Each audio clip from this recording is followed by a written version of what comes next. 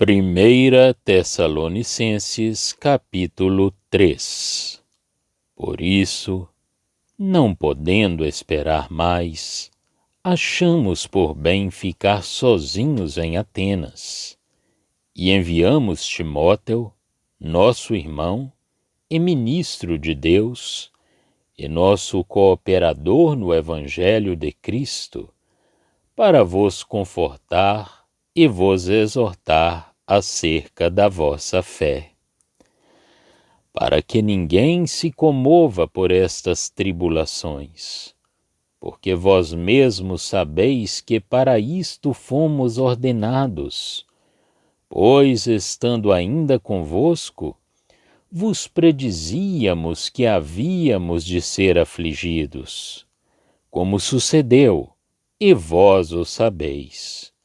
Portanto, não podendo eu também esperar mais, mandei-o saber da vossa fé, temendo que o tentador vos tentasse e o nosso trabalho viesse a ser inútil.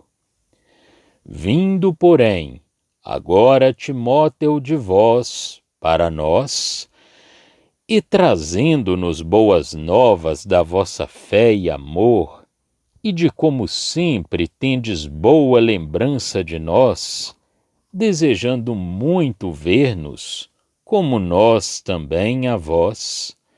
Por esta razão, irmãos, ficamos consolados acerca de vós, em toda a nossa aflição e necessidade pela vossa fé, porque agora vivemos, se estáis firmes no Senhor.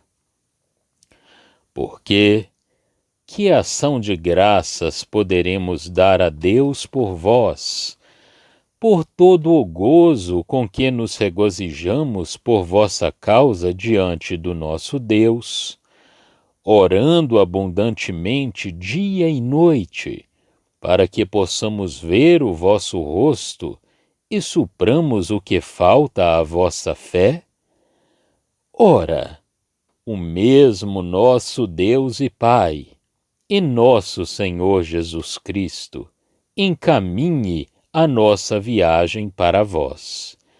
E o Senhor vos aumente, e faça crescer em amor uns para com os outros, e para com todos, como também o fazemos para convosco, para confirmar os vossos corações, para que sejais irrepreensíveis em santidade diante de nosso Deus e Pai, na vinda de nosso Senhor Jesus Cristo, com todos os seus santos.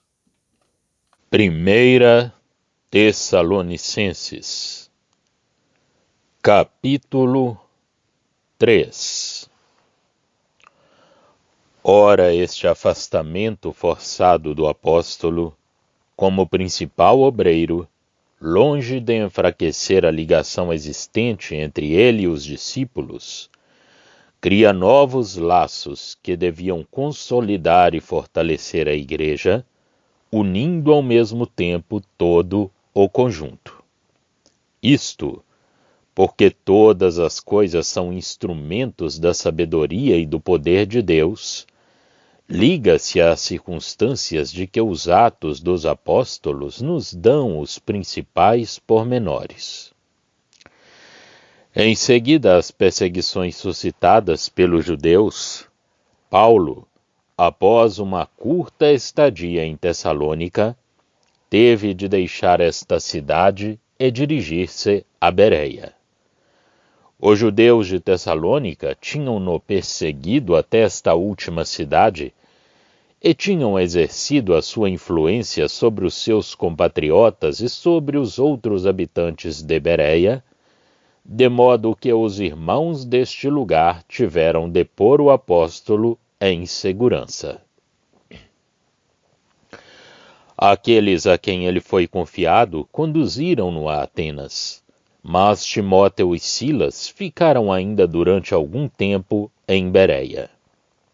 Porém, de acordo com as ordens de Paulo, em breve se foram juntar a ele em Atenas.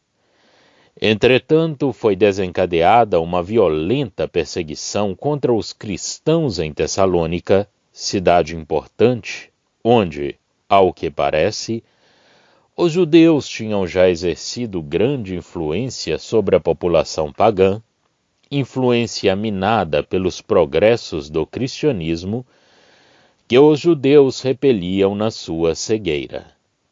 O apóstolo, tomando conhecimento deste estado de coisas por Timóteo e Silas, preocupava-se por causa do perigo que ameaçava os novos convertidos em Tessalônica de serem abalados na sua fé pelas dificuldades do caminho, dado que eram muito jovens ainda na fé.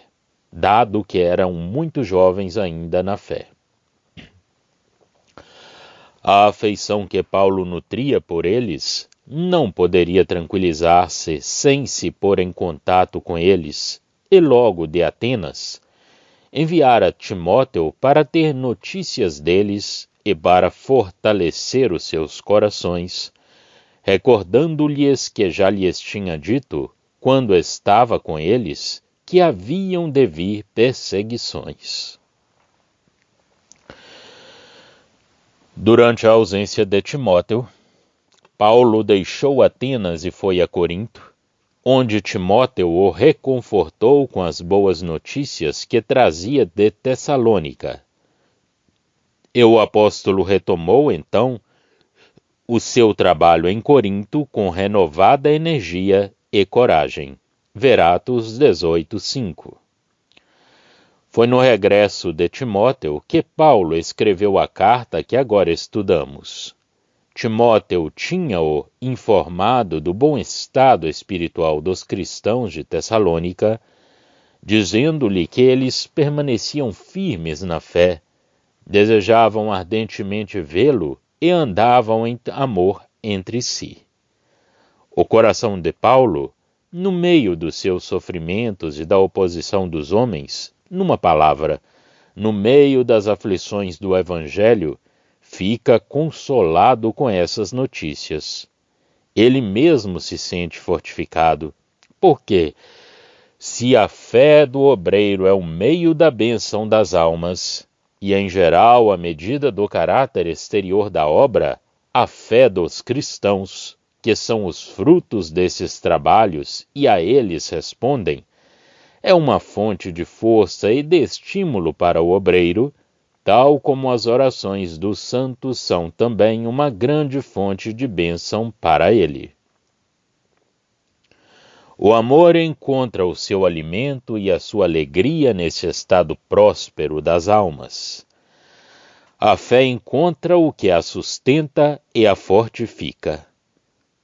A operação de Deus é sentida nos frutos que produz.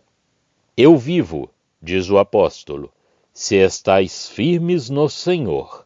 Verso 8. Que ação de graças poderíamos dar a Deus por vós, acrescenta ele, por todo o gozo com que nos regozijamos por vossa causa diante do nosso Deus. Belo e comovente quadro do efeito da operação do Espírito de Deus, libertando as almas da corrupção do mundo e produzindo os mais puros afetos, a maior abnegação de si mesmo em favor dos outros, a maior alegria na sua felicidade. Felicidade divina que se realiza diante do próprio Deus e cujo valor se aprecia na sua presença pelo coração espiritual que permanece junto dele e que, da parte desse Deus de amor, tem sido o instrumento da bênção que é a fonte da sua alegria. Que vínculo que é o vínculo do Espírito! Como o egoísmo é esquecido e desaparece na alegria de tais afetos. O apóstolo, animado por esta afeição, que se desenvolve em lugar de se fatigar pelo seu exercício e pela satisfação que recebe na felicidade dos outros, deseja voltar a ver os Tessalonicenses e tanto mais porque estes eram assim sustidos. Não agora com o fim de os fortalecer, mas para os edificar sobre o que era tão firme e para completar o seu ensinamento espiritual, comunicando-lhes o que ainda faltava à fé deles. Mas ele teve de ser obreiro e não mestre, é o que Deus nos faz sentir, e teve de depender inteiramente de Deus para a sua obra e para a edificação dos outros. Com efeito, passaram-se anos antes de Paulo voltar a ver os Tessalonicenses. Teve de ficar muito tempo em Corinto, onde o Senhor tinha um grande povo. Visitou de novo Jerusalém e em seguida toda a Ásia Menor, onde tinha trabalhado antes. Depois veio a Éfeso, onde ficou cerca de 3 anos, voltando enfim a ver os Tessalonicenses, depois de ter deixado Éfeso para se dirigir a Corinto. Tomou, porém, a estrada da Macedônia, pois não quis passar por Corinto antes do regresso à ordem dos cristãos desta cidade.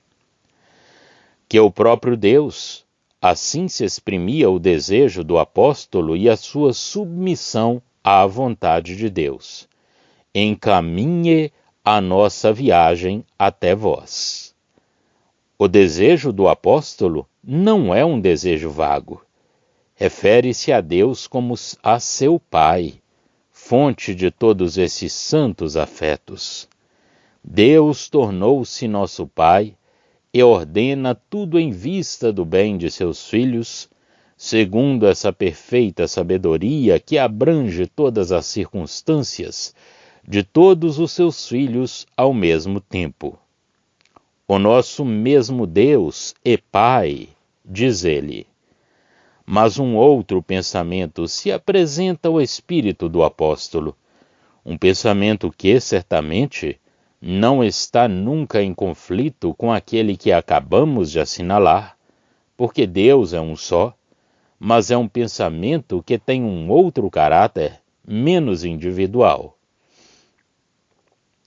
E nosso Senhor Jesus Cristo, acrescenta ele, Cristo é filho na sua própria casa, e além da alegria e da bênção das afeições individuais, havia, para Paulo, a considerar o progresso, o bem-estar e o desenvolvimento de toda a Igreja. Estas duas partes do cristianismo atuam seguramente uma sobre a outra.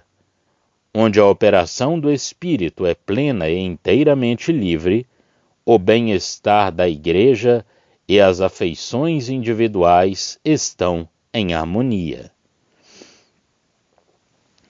Se alguma coisa falta numa dessas duas esferas de ação, Deus emprega a própria falta para atuar poderosamente na outra. Se o conjunto da Igreja é fraco, a fé individual é exercida de uma maneira mais particular e apoia-se mais imediatamente sobre o próprio Deus. Não encontramos os Elias nem os Eliseus no reinado de Salomão.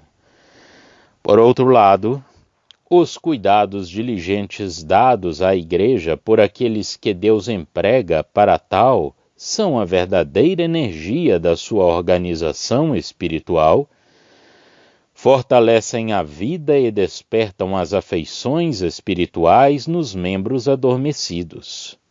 Mas as duas coisas são diferentes uma da outra. Por isso o apóstolo acrescenta a expressão nosso Deus e Pai. Esta outra, nosso Senhor Jesus Cristo, que, como dissemos, segundo Hebreus 3, é filho na sua própria casa. É uma felicidade para nós o caminho dos nossos pés depender do amor de um Pai, que é o próprio Deus e que atua de harmonia com as ternas afeições expressas por este nome de Pai.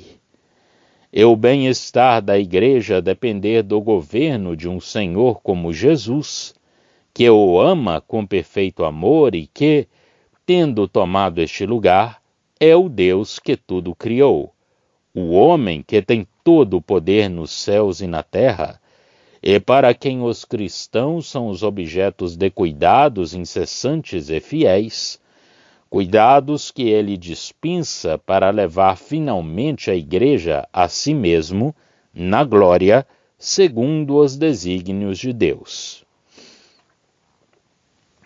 É bom recordar aqui que, embora Cristo seja filho na casa de Deus, como Senhor, ele não é Senhor sobre a igreja, mas sim sobre os indivíduos.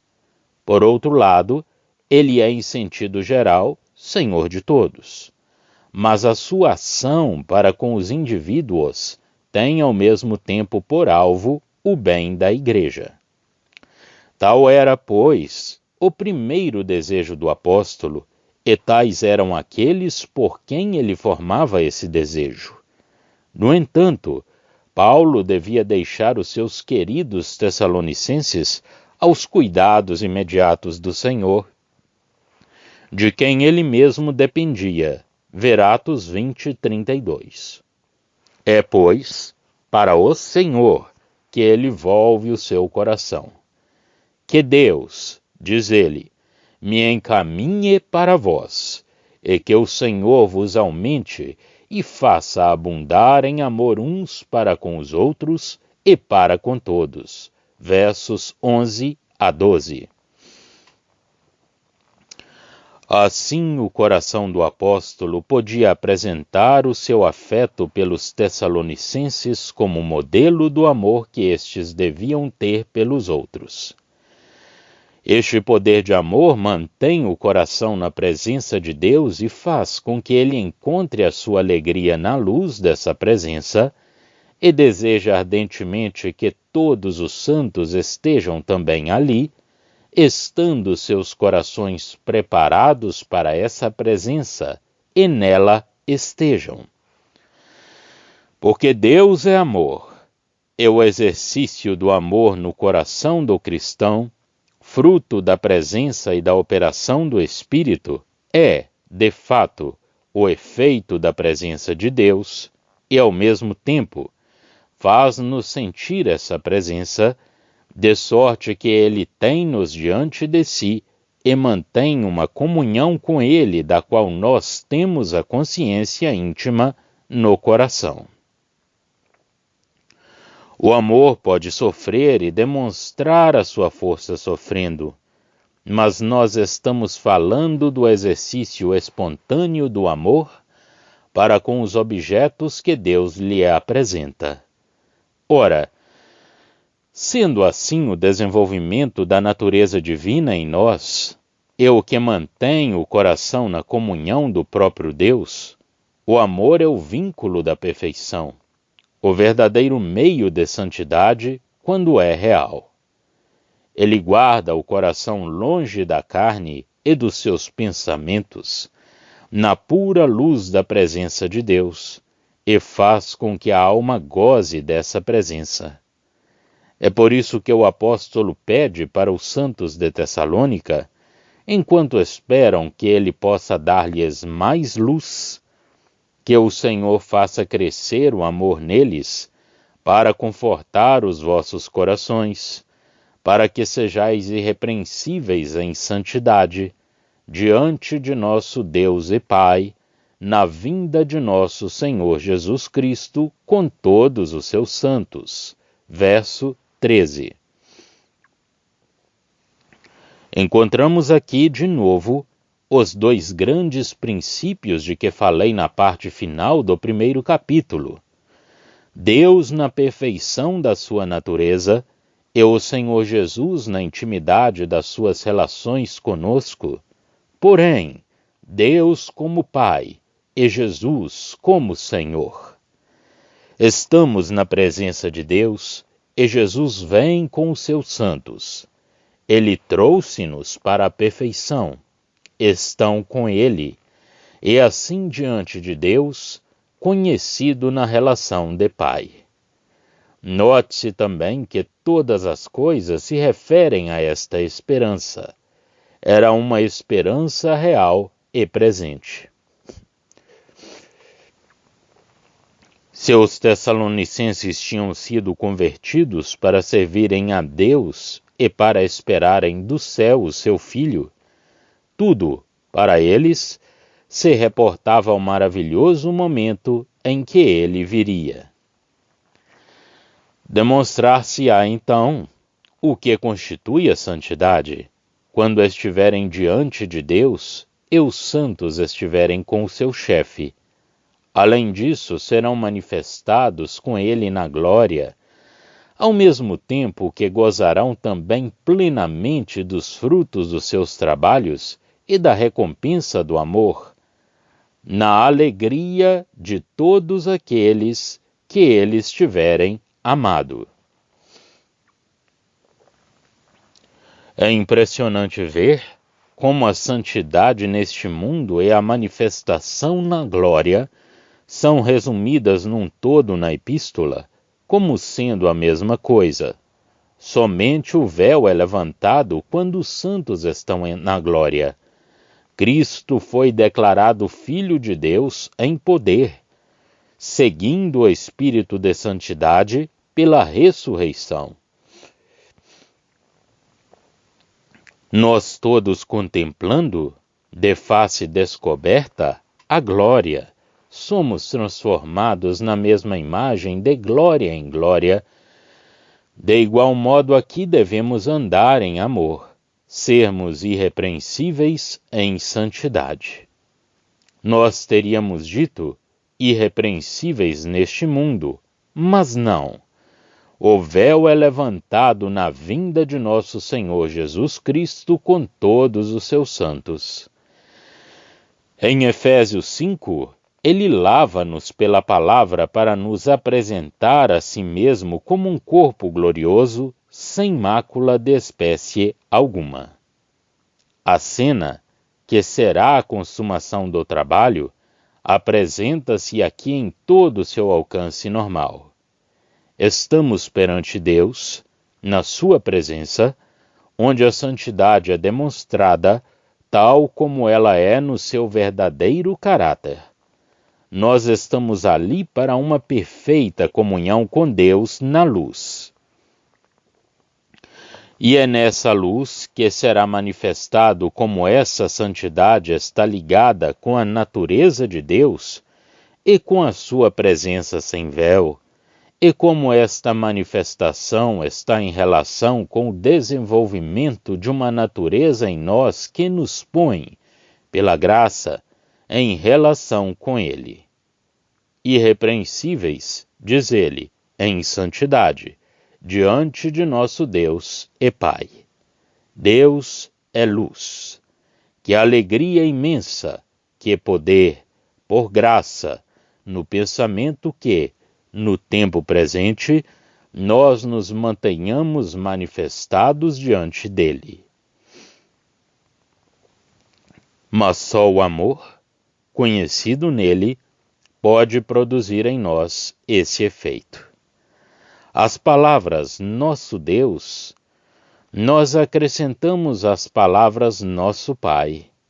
Esta relação com o nosso Deus é uma relação conhecida e real, que tem o seu próprio caráter, uma relação de amor. Não é uma coisa para ser adquirida, e a santidade não é o meio de a adquirir. A santidade é o caráter da relação em que nós estamos com Deus, na nossa qualidade de feitos participantes da natureza divina como seus filhos, e é a revelação da perfeição dessa natureza nele em amor. O próprio amor nos deu esta natureza e nos colocou nesta relação. A santidade prática é o seu exercício em comunhão com Deus. Nós temos comunhão com Ele, na sua presença, de acordo com o amor que nós assim conhecemos. Ora, este amor é o próprio Deus, tal como ele se nos revelou. Mas o coração não está só nesta alegria e nesta perfeição. Muitos santos dela gozarão em conjunto, e acima de tudo o próprio Jesus. Ele virá, estará presente, e não só ele, que é o chefe, mas também todos os seus santos ali estarão com ele. Esta manifestação de Jesus com todos os seus santos será a realização dos caminhos de Deus a respeito daqueles que ele tinha dado a Cristo. Vê-lo-emos na sua glória, nessa glória que ele tomou em relação com a sua vinda para nos buscar. Veremos todos os santos nos quais ele será admirado, e vê-los-emos na perfeição que os nossos corações desejam para eles agora. Note-se também que o amor faz superar as dificuldades, as perseguições, o terror que o inimigo procura produzir nos nossos corações. Se nos ocupamos das coisas de Deus, se somos felizes nele, o peso das aflições não se faz sentir. A força de Deus está no nosso coração. O nosso comportamento liga-se sensivelmente à eterna felicidade de que gozamos com ele, e as nossas penas não são senão uma ligeira tribulação de um momento. E não só o sofrimento é relativamente ligeiro, mas também se sofre por Cristo.